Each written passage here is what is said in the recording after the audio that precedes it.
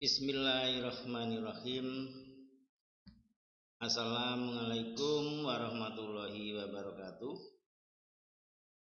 Selamat malam rekan-rekanku semuanya. Apa kabarnya pada malam hari ini? Semoga rekan-rekan semua dalam keadaan sehat dan tetap bersemangat. Bagaimana rekan-rekan yang berpuasa buka pada hari ini? Sudah berbuka puasa sehingga tubuh sehat, fit, fresh untuk mengikuti perkuliahan pada malam hari ini, perkuliahan mata kuliah ekonomi kreatif. Alhamdulillah Pak Jailani juga dalam keadaan sehat dan sudah berbuka puasa tadi sehingga bisa fresh, bisa semangat lagi untuk melakukan perkuliahan daring dengan rekan-rekan semuanya. Sebelum kami memulai, kami ingatkan ya untuk absensi jangan lupa nggih. Nah, kalau tidak absensi nanti saudara yang rugi di akhir. Terkadang kalau nilai sudah saya buat tapi absensinya kurang tidak keluar. Rekan-rekanku yang kami banggakan, yang kami hormati, pada kali ini kita memasuki pada pertemuan yang keempat. Untuk mata kuliah ekonomi kreatif sama mengambil materi pokok bahasan tentang pengaruh ekonomi kreatif dalam menciptakan lapangan kerja. Nanti seperti apa kita bicara lebih mendalam, dan seperti biasa sebelum kami memulai mata kuliah pembahasan yang lebih mendalam tentang pokok bahasan ekonomi kreatif dalam penciptaan lapangan kerja, kami sampaikan terkait dengan tujuan pembelajaran kita mempelajari materi bab hari ini. Adapun tujuan pembelajarannya adalah setelah mempelajari bab ini diharapkan mahasiswa mampu yang pertama mengerti tentang konsep ekonomi kreatif dalam menciptakan lapangan kerja. Yang kedua, mahasiswa mampu memahami tentang contoh-contoh pengembangan ekonomi kreatif di masyarakat. Nanti akan kami berikan contoh-contoh dari berbagai sisi pengembangan ekonomi kreatif. Dan yang ketiga, mahasiswa dapat memberikan contoh baik atau best practice tentang penciptakan lapangan kerja di lingkungan mahasiswa. Saya yakin rekan-rekan mahasiswa yang sudah bekerja sebagian akan bisa memberikan best practice, contoh baik terhadap penciptaan lapangan kerja dalam lingkungan saudara. Itu rekan-rekan terkait dengan tujuan pembelajaran dari kita mempelajari materi pokok bahasan tentang ekonomi kreatif dalam penciptaan lapangan kerja. Baik rekan-rekanku, langsung kita bicarakan tentang materi pokok bahasan pada hari ini. Sebagai pendahuluan kami menyampaikan bahwa kegiatan industri kreatif, beda ya industri kreatif dengan ekonomi kreatif. Kegiatan industri kreatif yang bersumber pada pengelolaan ide dan gagasan manusia mampu menciptakan usaha-usaha kreatif baik berupa barang maupun jasa guna apa? Pemenuhan kebutuhan manusia. Rekan-rekan mahasiswa semua memahami, melihat bagaimana rekan-rekan seniman musisi misalnya, yang melakukan kegiatan kelompok grup musik, satu grup beberapa orang, yang menciptakan lagu satu orang, ide menciptakan sebuah lagu, diaransemen sedemikian rupa, dimainkan dengan alat-alat musik sedemikian rupa, menjadi satu kesatuan lagu yang menarik bagi pendengar. Satu lagu yang menarik tersebut ini merupakan satu kegiatan usaha kreatif. lagu bisa dipandang sebagai sebuah lagu sekarang model pemasaran melalui YouTube misalnya. Tetapi pada sisi yang lain, lagu, misalnya lagunya Dewa begitu ya, atau lagunya Slank begitu ya, yang anak-anak muda suka itu, ketika melakukan tour show misalnya, ada banyak yang terlibat di sana. Ada bagaimana sesi panggungnya, ada bagaimana sesi tata lampunya, sesi kostum pemainnya, kemudian bagaimana dari sisi manajemennya, promosinya, sponsor yang ada, termasuk tiket dari penonton. Nah, ini salah satu bentuk sederhana bahwa pengembangan ide gagasan kreatif itu akan menciptakan usaha-usaha yang kreatif. Nah, usaha-usaha yang kreatif akan masuk pada satu kegiatan ekonomi yang melibatkan banyak tenaga kerja. Jadi kalau lagu yang diciptakan misalnya oleh Ahmad Dhani, oleh Dewa, tidak kemudian hanya Ahmad Dhani yang melakukan, Ahmad Dhani yang menikmati, tidak. Tapi ada banyak pihak, ada banyak orang yang terlibat di dalam lagu tersebut. Nah, usaha industri kreatif ini bermacam-macam. Saya yakin rekan-rekan mahasiswa yang di Semarang atau yang di Kendal atau yang di Seruen misalnya, melihat di lingkungan saudara ada yang namanya destinasi tempat wisata. Apalagi ini mendekati Lebaran, libur panjang, tempat-tempat wisata semuanya ramai. Saya yakinnya di tempat lima saudara mesti ada tempat-tempat wisata yang ramai dikunjungi oleh masyarakat. Nah, usaha industri kreatif yang beraneka macam tadi dalam rangka apa? Untuk memenuhi tuntutan, keinginan maupun kebutuhan daripada masyarakat. Kalau orang berwisata tidak hanya berwisata saja, tapi dia membawa keluarga, perlu makan di restoran, mungkin membawa anak perlu beristirahat, perlu untuk bermain si anak-anak dan segala macam. Nah, ini salah satu bentuk usaha industri kreatif yang menciptakan kegiatan usaha yang bermacam-macam. Di Kopeng misalnya, tidak hanya orang datang ke Kopeng, tapi juga menikmati hidangan masakan-masakan yang ada di sana. Tidak hanya cukup masakan dan hidangan, orang juga perlu istirahat di tempat penginapan segala macam. Nah, artinya apa? Bahwa kegiatan ekonomi kreatif ini akan menciptakan kegiatan-kegiatan yang lain. Jika saudara mungkin ada rekan-rekan mahasiswa putri yang punya minat untuk mendesain baju. Desain baju mempunyai nilai ekonomis ketika kemudian diproduksi dalam jumlah yang banyak. Ide kreatif dari desainer harus diimplementasikan, diwujudkan dalam bentuk baju-baju yang bisa dijual di masyarakat. Penjualan baju tidak mungkin hanya dijalankan oleh seorang. Artinya kalau hanya dijalankan seorang, ya mungkin omset pemasarannya tidak memenuhi nilai ekonomis. Nah, dari contoh-contoh Pak Jailani tadi, saya ingin menekankan bahwa kegiatan pengembangan ekonomi kreatif, kegiatan pengembangan usaha kreatif ini akan mempunyai dampak kepada masyarakat untuk melakukan kegiatan ekonomi. Ada orang-orang yang terlibat di sana yang itu punya pekerjaan. Tidak mungkin Mas Ahmad Dhani Dewa 19 ngurusi lagu, ngurusi sound system, ngurusi panggung, ngurusi pemasaran, tidak mungkin. Nah, ada banyak pihak yang terlibat di sana dalam arti dampak positif pengembangan ekonomi kreatif ini bagi masyarakat sangat positif. sangat baik.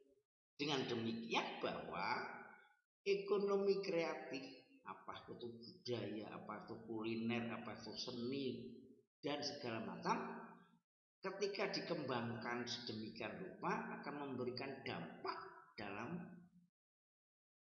peningkatan pendapatan masyarakat. Karena apa? Masyarakat bekerja di sana. Itu rekan-rekanku terkait dengan pembukaan atau pendahuluan kita mempelajari materi pokok bahasan tentang pengembangan ekonomi kreatif dalam rangka penciptaan lapangan kerja. Pengaruh ekonomi kreatif dalam penciptaan lapangan kerja. Paham nggih? Logikanya paham nggih sebelum kita nanti masuk kepada pembahasan yang lebih mendalam nggih? Sebetulnya penciptaan lapangan kerja dalam rangka meningkatkan pendapatan masyarakat yang dimulai dengan pengembangan ekonomi kreatif itu seperti apa? Ada beberapa yang dilakukan dalam pengembangan ekonomi kreatif untuk menciptakan lapangan kerja. Yang pertama, pengembangan usaha dengan intensifikasi usaha yang sudah ada secara kreatif. Jadi kalau saudara melihat di destinasi wisata begitu misalnya, kayak dari teman-teman dari STE di Kartasura, STKOM Kartasura, saya yakin teman-teman sudah sangat familiar, sangat mendengar yang namanya Grojogan Sewu di Tawangmangu. Grojogannya Sewu itu tetap dari zaman dulu, zaman purba sampai sekarang tetap air mengalir dari atas ke lembah bawah. Sama dari dulu. Tetapi ada usaha-usaha kreatif di sana. Oh, jalannya dibangun yang baik dengan jalan berkelok naik turun. Kemudian dibuat warung rumah makan yang khas Tawangmangu, sate kelinci. Kemudian ditambah lagi dibuat oleh-oleh khas Tawangmangu.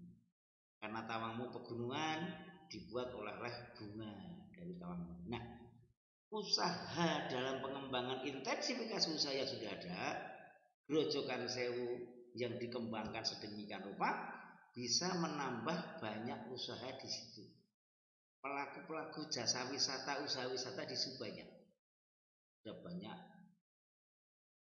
hotel di sana, villa-villa di sana. Nah, ini pengembangan usaha secara intensif yang dikembangkan secara kreatif.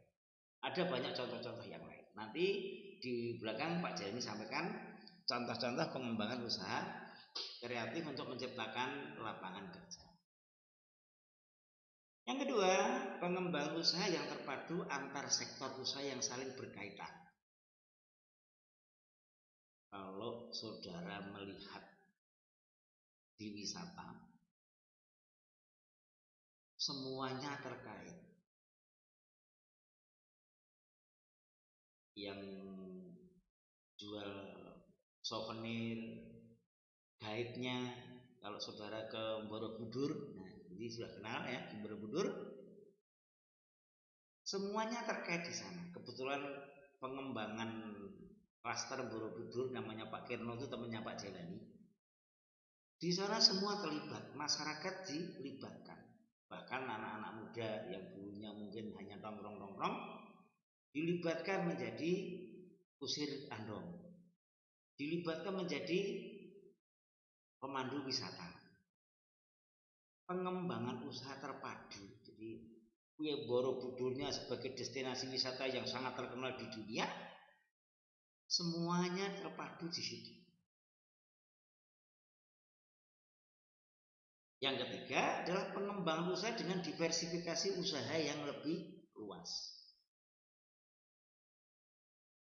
Kalau saudara melihat usaha industri kreatif saya contohkan teman saya yang di Tawangmangu punya usaha gedhog singkong. Bahan bakunya tetap singkong, tapi bisa dikembangkan dengan berbagai macam. Singkong gedhog diolah jadi berbagai macam, dicampur dengan durian, dicampur dengan coklat, ada rasa stroberi misalnya. Selain itu, memproduksi gedhog itu bisa diolah menjadi wisata edukasi. Anak-anak TK, anak-anak SD, SMP, bahkan juga anak-anak tua, kelompok-kelompok PKK, ibu PKK, ibu pengajian misalnya. Ini ke situ tidak hanya untuk membeli gedhog, tapi pengen tahu bagaimana mengolah gedhog, pengen tahu bagaimana proses pembuatan gedhog. Ini menjadi pengembangan usaha yang semakin luas. Tidak hanya memproduksi gedhog dengan beraneka rasa, dengan beraneka bentuk, tetapi juga bagaimana orang menjadi pengen berwisata ke gedhog tek tadi. Namanya Pak Edi Blangkon, teman Pak Ajari juga ya. Saya sebelum berpuasa kemarin ke sana menjadi narasumber untuk workshop pelatihan. Kemudian yang keempat adalah pengembangan usaha melalui pembukaan usaha baru yang mengutamakan industri inti sebagai penggeraknya. Kalau saudara melihat batik itu kan untuk pakaian formal. Kebanyakan untuk pakaian formal, acara resmi atau untuk acara-acara jagung, kondangan. Tetapi batik kemudian dikembangkan sedemikian rupa menjadi pakaian yang serba pakai. Untuk santai bisa pakai batik, untuk ke kantor batik, ke sekolah batik. Nah, penggeraknya adalah industri batik itu sendiri. Di mana industri batik yang dulu hanya dipakai kebanyakan untuk acara-acara formal, acara-acara resmi, kondangan, mantenan, sekarang bisa dipakai untuk berbagai momen, acara untuk santai. Nah, sehingga kreativitasnya di mana? Bagaimana desainnya? Kalau yang untuk acara formal, desainnya juga formal. Kalau untuk acara yang santai juga yang santai. Pengembangan ekonomi kreatif dalam menciptakan lapangan kerja 1, 2, 3, 4 ini punya makna yang luas dan bisa dilihat, bisa dipahami. Ini akan menggeret, menarik pelaku-pelaku usaha yang lain dalam rangka untuk bisa bekerja, bisa berusaha, dan akhirnya dapat meningkatkan pendapatannya. Itu rekan-rekanku terkait dengan pengembangan ekonomi kreatif dalam menciptakan lapangan kerja. Silakan monggo kalau ada yang ditanyakan, kami beri waktu, monggo.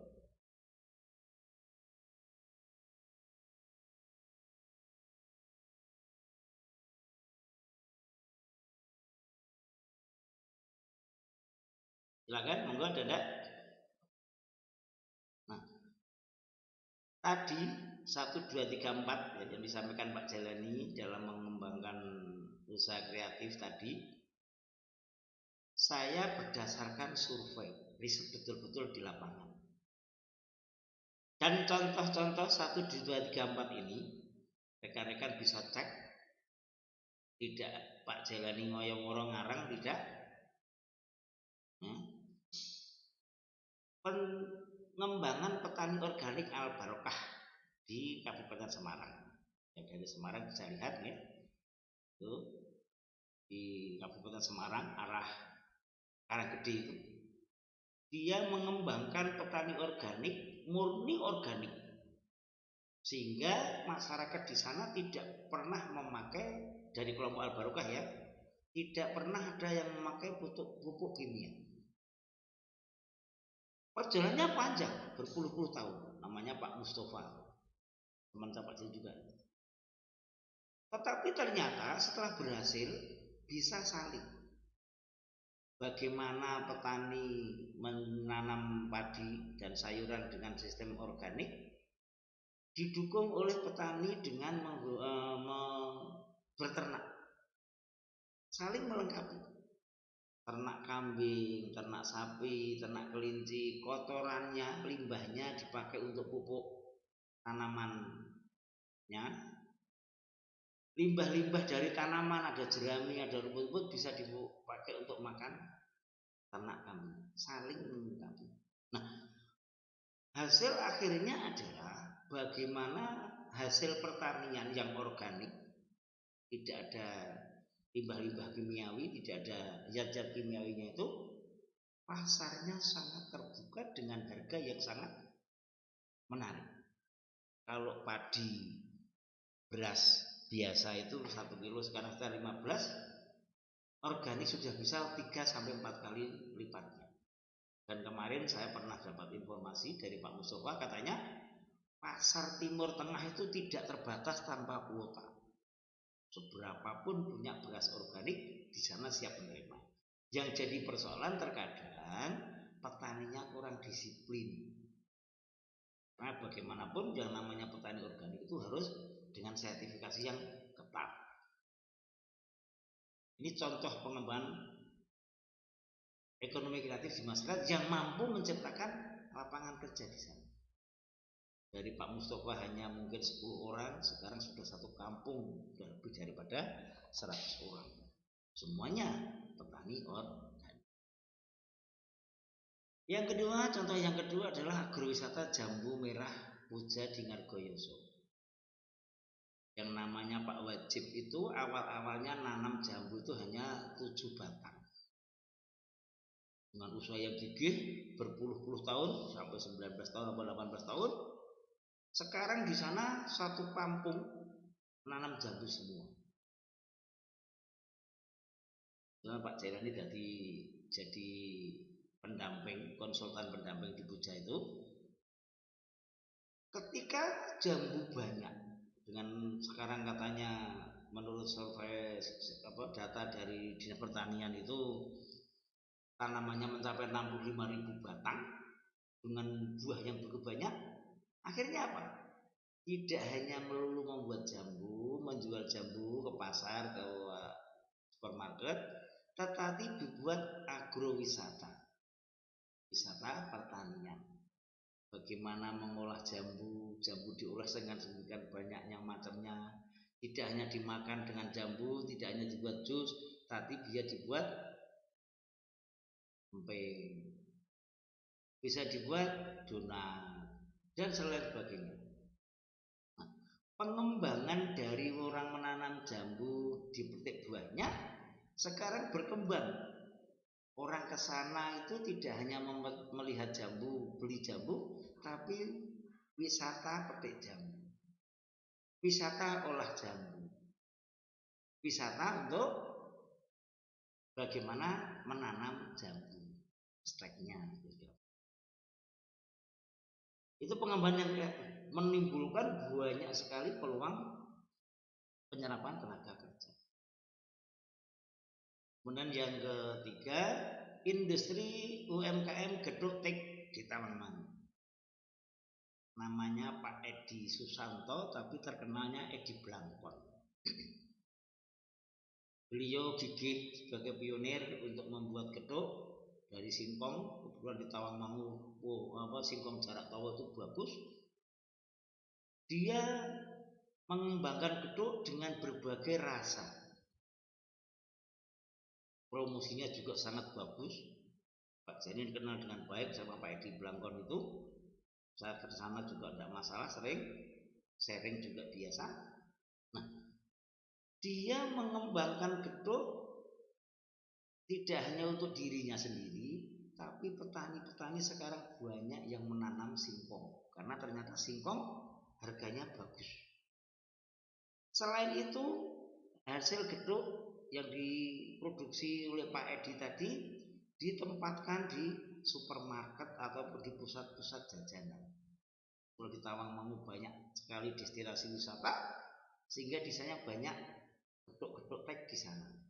Selain itu, Pak Edi Blangkon juga menambah pasar internasional. Punya kawan di Korea, punya kawan di Jepang, bisa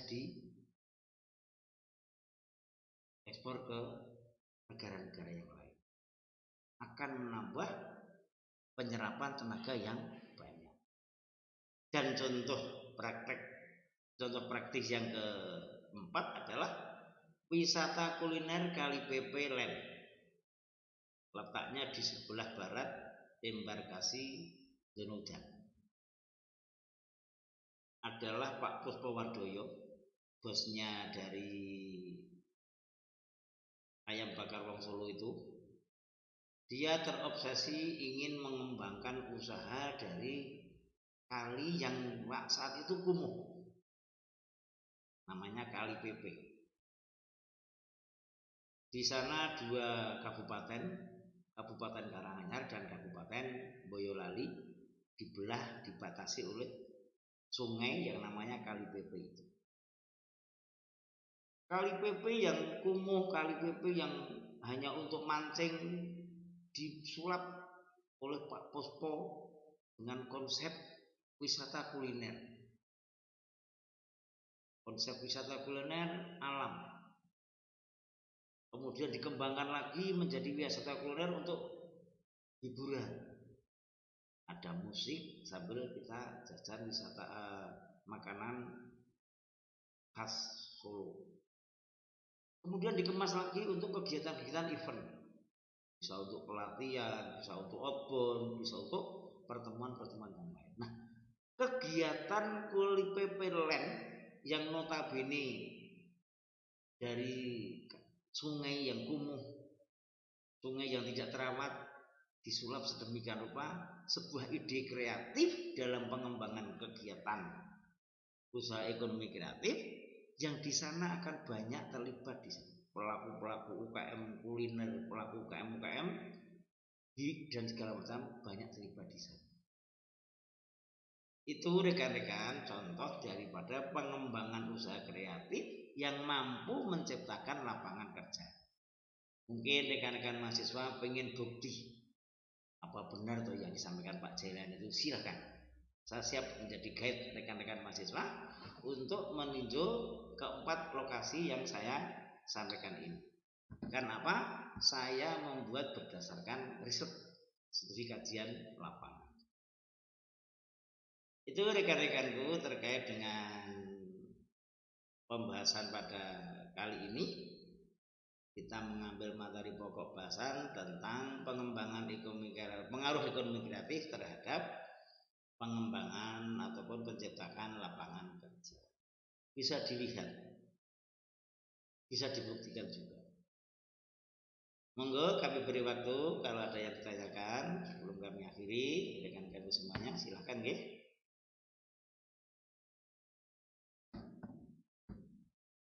Anda? Kalau tidak ada, sebagai penutup perlu kami sampaikan bahwa pengembangan ekonomi itu pengembangan ekonomi kreatif itu tidak ada batasnya. Ide-ide kreatif, gagasan-gagasan kreatif itu tidak ada habisnya. Dengan demikian, pengembangan ekonomi kreatif sama seperti kehidupan peradaban manusia. Teknologi yang semakin maju, globalisasi yang sedemikian rupa, ekonomi kreatif tetap relevan. Pengembangan ekonomi kreatif bagaimana seharus mampu menjadikan peluang penyerapan tenaga kerja yang baru, mampu menciptakan lapangan kerja yang baru. Kalau penciptaan lapangan kerja tercipta, otomatis masyarakat akan mampu mendapatkan pendapatan. Penciptaan lapangan kerja tercapai, pendapatan masyarakat meningkat, kehidupan kesejahteraan masyarakat menjadi meningkat juga. Itu rekan-rekanku untuk pembahasan pada kali ini. Seperti biasa setiap akhir pembahasan kami berikan evaluasi dan diskusi. Untuk bahan diskusi tidak harus dikumpulkan, tetapi untuk bahan diskusi rekan-rekanku semuanya. Sebelum kami akhiri, kami berikan waktu lagi. Kalau ada yang ditanyakan silahkan monggo rekan-rekanku. Berwaktu nggih, silakan.